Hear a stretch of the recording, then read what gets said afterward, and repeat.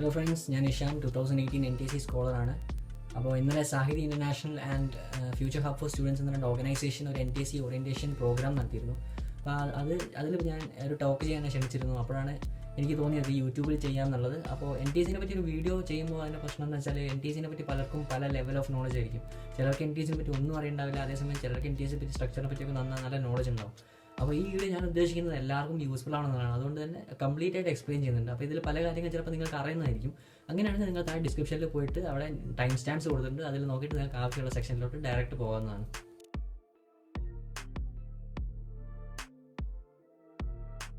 അപ്പോൾ ആദ്യം നമുക്ക് NTCൻ്റെ സ്ട്രക്ചറിനെ പറ്റി പറയാം. അപ്പോൾ NTC നടത്തുന്ന 2 സ്റ്റേജ് ആയിട്ടാണ്, സ്റ്റേജ് 1 ആൻഡ് സ്റ്റേജ് 2. സ്റ്റേജ് 1 നടത്തുന്ന റെസ്പെക്റ്റീവ് സ്റ്റേറ്റ്സ് ആണ്. അതിൽ നിന്ന് ക്വാളിഫൈ ചെയ്യുന്ന കുട്ടികളാണ് സ്റ്റേജ് 2 വരുന്നത്. അപ്പോൾ ഓരോ സ്റ്റേറ്റിനും ഇത്ര പേരെ സ്റ്റേജിലോട്ട് ക്വാളിഫൈ ചെയ്യുന്നുണ്ട്. കേരളത്തിൽ 220 അപ്പോൾ കേരളത്തിലെ സ്റ്റേജ് 1 എഴുതിയിട്ട് അതിൽ നിന്ന് 220 പേർ സ്റ്റേജ് 2 ക്വാളിഫൈ ചെയ്യുന്നു. അവരാണ് സ്റ്റേജ് 2 എഴുതുന്നത്. സ്റ്റേജ് 2 സ്റ്റേറ്റ് കോട്ടയൊന്നുമില്ല. ആദ്യം ടോപ്പിൽ വരുന്ന 2000 പേർക്കാണ് സ്കോളർഷിപ്പ് കൊടുക്കുന്നത്. സ്കോളർഷിപ്പ് എത്രയാണെന്ന് വെച്ചാൽ പെർ മന്ത് +1 +2 പഠിക്കുമ്പോൾ 1250 രൂപയും, അതേസമയം ഡിഗ്രി കോഴ്സ് പഠിക്കുമ്പോൾ PG കോഴ്സ് പഠിക്കുമ്പോൾ പെർ മന്ത് 2000 റുപ്പീസ്. അതായത് +1 +2 പഠിക്കുമ്പോൾ ആനുവലി 15,000 റുപ്പീസും, ഡിഗ്രി കോഴ്സ് ചെയ്യുമ്പോൾ ആനുവലി 24,000 റുപ്പീസാണ് കിട്ടുന്നത്. പിന്നെ എക്സാമിൻ്റെ പാറ്റേണിനെ പറ്റി പറഞ്ഞാൽ 2 സ്റ്റേജിലും പാറ്റേൺ സെയിം ആണ്. 2 പേപ്പറായിട്ടാണ് നടത്തുന്നത്. First paper MAT mental aptitude test, second paper SAT scholastic aptitude test. MAT പേപ്പറിലാണ് നിങ്ങൾക്ക് ലോജിക്കൽ റീസണിങ് ക്വസ്റ്റ്യൻസ് ഉണ്ടാവുക. അത് 2 പേപ്പറും 100 ക്വസ്റ്റ്യൻ 120 മിനിറ്റ് ആണ്. അപ്പോൾ മാറ്റ് പേപ്പറിൽ 100 ക്വസ്റ്റ്യൻ മെൻ്റൽ അബിലിറ്റി, അതായത് logical reasoning, sequence and series അങ്ങനത്തെ questions, sequence, picture identification, code, അങ്ങനത്തെ ക്വസ്റ്റ്യൻസ് ഒക്കെയാണ് മാറ്റിൽ ഉണ്ടാവുക. അപ്പോൾ അത് 100 ക്വസ്റ്റ്യൻ 120 മിനിറ്റ്. പിന്നെ അത് കഴിഞ്ഞ് സാറ്റ് സ്കോളാസ്റ്റിക് ആപ്റ്റിറ്റ്യൂഡ് ടെസ്റ്റിലാണ് 100 ക്വസ്റ്റ്യൻ 120 മിനിറ്റ് നിങ്ങൾ പഠിച്ച സബ്ജക്ട്സ് മുഴുവൻ. അതായത് 40 മാർക്കിന് science, 20 marks mathematics and 40 for social science. ഇങ്ങനെയാണ് ഇതിൻ്റെ ഡിവിഷൻ ഉണ്ടാവുക. അതാണ് എക്സാമിൻ്റെ സ്ട്രക്ചർ. ഇത് നടത്തുന്നത് നവംബറിലാണ് സ്റ്റേജ് 1 നടത്തുന്നത്. പൊതുവേ ഈ വർഷം കൊറോണ ആയതുകൊണ്ട് എങ്ങനെയായിരിക്കും എന്നറിയില്ല. പൊതുവേ കഴിഞ്ഞ വർഷം വരെ നവംബറിലായിരുന്നു സ്റ്റേജ് 1 നടത്തിക്കൊണ്ടിരുന്നത്. അതിനുശേഷം സ്റ്റേജ് 2 മെയ്യിലായിരിക്കും നടത്തുക.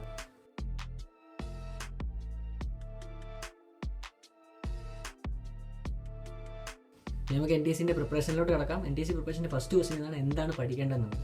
അപ്പോൾ NTC വളരെ അഡ്വാൻസ്ഡ് എക്സാം ആണ്. അതുകൊണ്ട് +1ലെയും +2ലെയും പോർഷനൊക്കെ നേരത്തെ പഠിച്ചാൽ NTC എളുപ്പമായിരിക്കും എന്ന് പലരും പറയാറുണ്ട്. എൻ്റെ പേഴ്സണൽ എക്സ്പീരിയൻസിൽ അത് തെറ്റാണ്. +1ലും +2ലും പഠിക്കുന്ന കാര്യങ്ങളല്ല NTCക്ക് ചോദിക്കുന്നത്. ഞാനിപ്പോൾ +2 കഴിഞ്ഞു. അപ്പോൾ എനിക്കറിയാം +1ലും +2ലും ഞാൻ പഠിച്ച കാര്യങ്ങളല്ല എന്നോട് NTC ചോദിച്ചത്. NTC ചോദിക്കുന്നത് നമ്മൾ 10th വരെ പഠിക്കുന്ന കാര്യങ്ങളുടെ കുറച്ച് ഡീപ്പായ നോളജ് ഉണ്ടോ എന്നാണ് NTC ചെക്ക് ചെയ്യുന്നത്. അപ്പോൾ നിങ്ങൾക്ക് ക്വസ്റ്റ്യൻ പേപ്പർ എടുത്ത് നോക്കിയാൽ കാണാം, തെർമോഡൈനാമിക്സോ മോഡേൺ ഫിസിക്സോ NTCയിൽ ഒരിക്കലും ചോദിച്ചിട്ടില്ല. കാരണം +1 +2 ടോപ്പിക്സ് അല്ല NTC ഫോക്കസ്. NTC ഫോക്കസ് ചെയ്യുന്നത് നിങ്ങൾ 10th ടോപ്പിക്സ് ആണ്. പക്ഷേ എന്താ സംഭവിച്ചാൽ 10th ടെക്സ്റ്റ് ബുക്കിനേക്കാൾ കുറച്ച് എക്സ്ട്രാ നോളജ് നിങ്ങൾക്ക് ആവശ്യമുണ്ട്. ഇപ്പോൾ ടെക്സ്റ്റ് ബുക്കിൽ പല കോൺസെപ്റ്റ് ഉണ്ടാവും, പക്ഷേ ആ പ്രോബ്ലം സോൾവിങ് ഇങ്ങനെയാണ് ടെക്സ്റ്റിൽ പറഞ്ഞിട്ടുണ്ടാകും. പക്ഷേ ആ പ്രോബ്ലം സോൾവിങ് ആയിരിക്കും ചിലപ്പോൾ ചോദിക്കുക. അതല്ലാതെ തന്നെ ചിലപ്പോൾ ടെക്സ്റ്റിൽ പറഞ്ഞ കോൺസെപ്റ്റ്സിൻ്റെ സ്പെഷ്യൽ കേസസ് ടെക്സ്റ്റ് പറഞ്ഞിട്ടുണ്ടാവില്ല, പക്ഷേ ആ സ്പെഷ്യൽ കേസ് ചോദിക്കാം. അപ്പോൾ ടെക്സ്റ്റിൽ പറയുന്ന കാര്യങ്ങളുടെ കുറച്ച് ഡീപ്പായ അണ്ടർസ്റ്റാൻഡിങ് സ്വന്തം ഒന്ന് റിസർച്ച് ചെയ്ത് കണ്ടുപിടിച്ചാൽ NTCക്ക് വേണ്ട സിലബസ് അതാണെന്നാണ് എനിക്ക് പറയാനുള്ളത്. പിന്നെ ഏത് ടെക്സ്റ്റ് ബുക്കാണ് പഠിക്കേണ്ടതെന്നുള്ളത്, NTC നിങ്ങൾ കേരളത്തിൽ നിന്ന് എഴുതുമ്പോൾ നിങ്ങൾ പഠിക്കേണ്ടത് SCERTയുടെ 9th and 10th text book, അതുപോലെ തന്നെ NCERTയുടെ 9th and 10th ടെക്സ്റ്റ് ബുക്കാണ് നിങ്ങൾക്ക് ആവശ്യം വരിക. പിന്നെയുള്ളൊരു കാര്യം NTCൻ്റെ ഗൈഡുകൾ ഉപയോഗിക്കുന്നതിനെ പറ്റിയാണ്. അപ്പോൾ ഒരു ഗൈഡ് വാങ്ങി ഉപയോഗിക്കുന്നത് നല്ലതാണോ ഇല്ലയോ എന്നുള്ളത്. അപ്പോൾ എൻ്റെ അഭിപ്രായത്തിൽ NTC ഗൈഡ് വാങ്ങുമ്പോൾ മാറ്റിന് ഗൈഡ് ഉപയോഗിക്കുന്നതാണ് നല്ലത്, അതേസമയം സാറ്റിന് ഗൈഡ് ഉപയോഗിക്കാത്തതാണ് നല്ലത്. എന്താണെന്ന് വെച്ചാൽ സാറ്റിൻ്റെ കാര്യം പറയുകയാണെങ്കിൽ ഗൈഡ് ഉണ്ടാക്കുന്ന കമ്പനികൾ തമ്മിൽ ഒരു മത്സരം നടന്നു കൊടുക്കണം, ഏറ്റവും മികച്ച ഗൈഡ് ഏതാണെന്നുള്ളത്. അപ്പോൾ അവരെന്ത് ചെയ്യുന്നത് വെച്ചാൽ മാക്സിമം കോണ്ടന്റ് അവരുടെ ഗൈഡ് ഉൾപ്പെടുത്താൻ നോക്കും. അങ്ങനെ വരുമ്പോൾ സിലബസിൻ്റെ പുറത്ത് ആവശ്യമില്ലാത്ത പലത് അവരുടെ ഗൈഡുകളിൽ ഉൾപ്പെടുത്തും.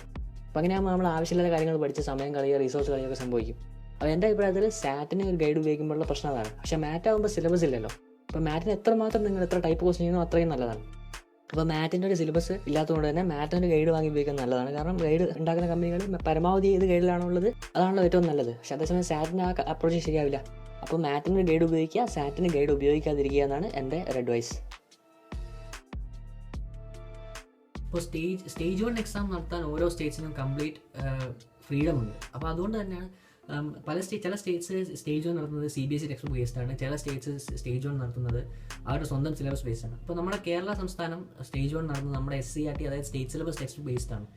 ഇങ്ങനൊരു ഡിഫറൻസ് ഉള്ളതുകൊണ്ടാണ് എൻ്റെ അഭിപ്രായം കേരളത്തിൽ നിന്ന് വളരെ കുറച്ച് പേർക്ക് NTC കിട്ടുന്നുള്ളൂ. നമ്മൾ 2000 പേര് എടുക്കുമ്പോൾ കേരളത്തിൽ നിന്ന് അതിൽ വളരെ ചെറിയൊരു ഫ്രാക്ഷൻ മാത്രമേ കേരളത്തിൽ നിന്ന് വരുന്നുള്ളൂ. എന്താണെന്ന് വെച്ചാൽ സ്റ്റേജ് 2 പാസ് ചെയ്യാൻ ആവശ്യമുള്ള നോളജ്, ഡീപ്പായ നോളജുള്ള CBSE പഠിച്ചു വന്ന കുട്ടികൾ സ്റ്റേജ് 1 ക്ലിയർ ചെയ്യാൻ പറ്റാതെ വരുന്നു. സ്റ്റേജ് 1 സ്റ്റേറ്റ് സിലബസിൻ്റെ ടെക്സ്റ്റ് ബുക്ക് ആണല്ലോ സ്റ്റേജ് 1 കൂടുതൽ ഫോക്കസ് ചെയ്യുന്നത്. അങ്ങനെ സ്റ്റേജ് 1 ക്വാളിഫൈ ചെയ്ത് വരുന്ന സ്റ്റേറ്റ് സിലബസിൽ ഏറ്റവും മികച്ച കുട്ടികൾക്ക് പക്ഷേ CBSE ടെക്സ്റ്റ് ബുക്കായിട്ട് കണക്ഷൻ ഇല്ലാത്തതുകൊണ്ട് സ്റ്റേജ് 2 ലെവൽ സ്ട്രഗിൾ ചെയ്യുന്നു. അപ്പോൾ ഇങ്ങനെ ഈ ഒരു ഡിഫറൻസ് ഉള്ളതുകൊണ്ടാണ് കേരളത്തിലെ കുട്ടികൾക്ക് NTSC വളരെ കുറച്ച് കിട്ടുന്നതാണ് എൻ്റെ ഒരു നിഗമനം.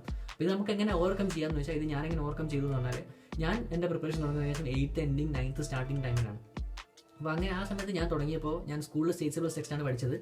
അപ്പോൾ അതിൻ്റെ കൂടെ തന്നെ വീട്ടിൽ നിന്ന് ഞാൻ NCERT ടെക്സ്റ്റ് ബുക്ക് ഞാൻ വായിക്കുകയായിരുന്നു, സ്വന്തം വായിച്ച് പഠിക്കുകയായിരുന്നു.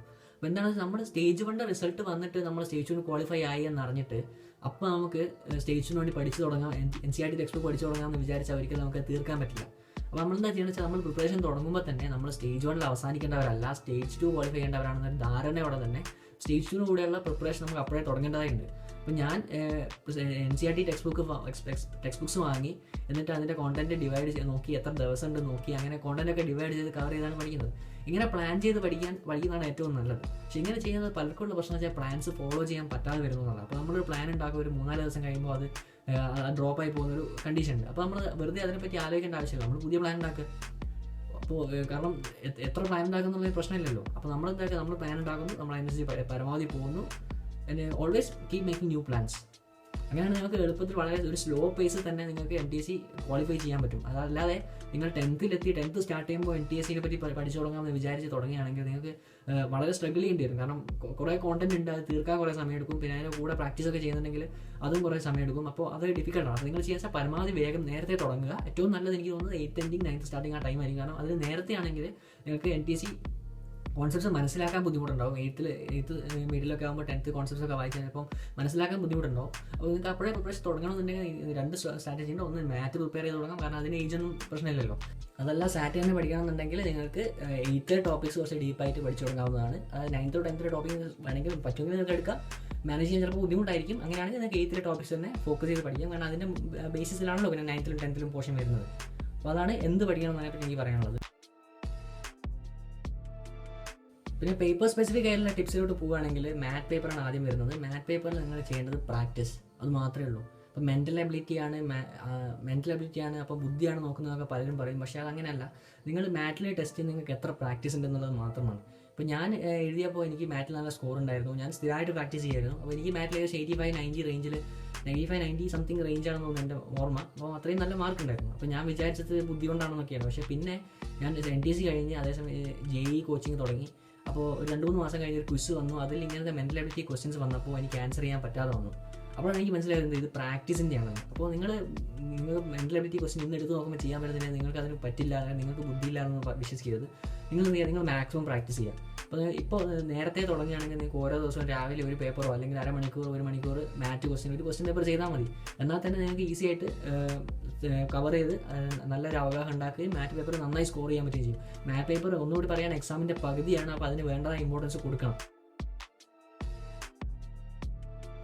പിന്നെ സാറ്റിൻ്റെ കാര്യം പറയുകയാണെങ്കിൽ സാറ്റ് ഞാൻ പറഞ്ഞു, mark division 40 for science, 20 for mathematics and 40 for social science.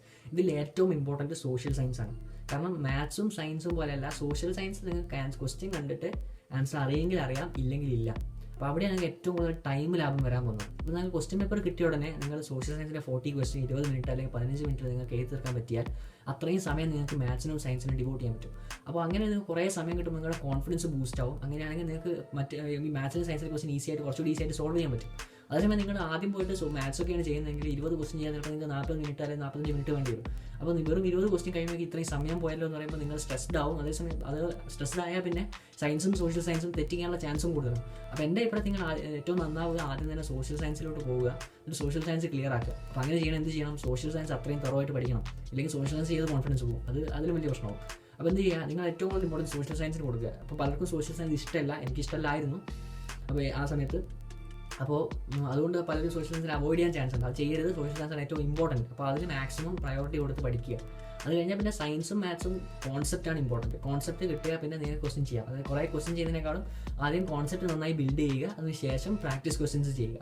Practice question വളരെ ഇമ്പോർട്ടൻ്റ് ആണ്. പക്ഷേ ചെയ്യുമ്പോൾ നിങ്ങൾക്ക് റാൻഡം ഫിസിക്സ് കെമിസ്ട്രി അങ്ങനെ ക്വസ്റ്റ്യൻ ചെയ്യാൻ പാടില്ല. അതിപ്പോൾ പലരും കോച്ചിങ്ങിനൊക്കെ പോകുന്നുണ്ടാവും, ഫൗണ്ടേഷന് പോകുമ്പോൾ നിങ്ങൾ അവിടെ കുറേ ഫിസിക്സ് പഠിക്കുന്നു, കുറേ കെമിസ്ട്രി പഠിക്കുന്നു. അത് എല്ലാത്തിനും കൂടി ഒരു പഠനമാണ്. അപ്പോൾ NTSC സ്പെസിഫിക് ആയിട്ട് നിങ്ങൾ പ്രിപ്പയർ ചെയ്യുക. അപ്പോൾ NTSC model papers, NTSC previous papers അങ്ങനത്തെയൊക്കെ സോൾവ് ചെയ്യുക. അല്ലാതെ ഇപ്പോൾ ഈ നേരത്തെ പറഞ്ഞ ഗൈഡിൻ്റെ പ്രശ്നം വരും. അത് ജനറലായിട്ട് പഠിക്കുമ്പോൾ സിലബസ് ഇല്ലാത്ത പലതും പഠിക്കുകയും അതൊക്കെ വെറുതെ NTSC വേണ്ടി പ്രിപ്പയർ ചെയ്യാൻ നിങ്ങൾക്ക് ടൈം വേസ്റ്റ് ആണ്, നിങ്ങൾക്ക് തന്നെ റിസോഴ്സ് വേസ്റ്റ് ആണ്, നിങ്ങളുടെ മെൻ്റൽ റിസോഴ്സ് വേസ്റ്റ് ആണ്. അപ്പോൾ അത് ചെയ്യരുത്.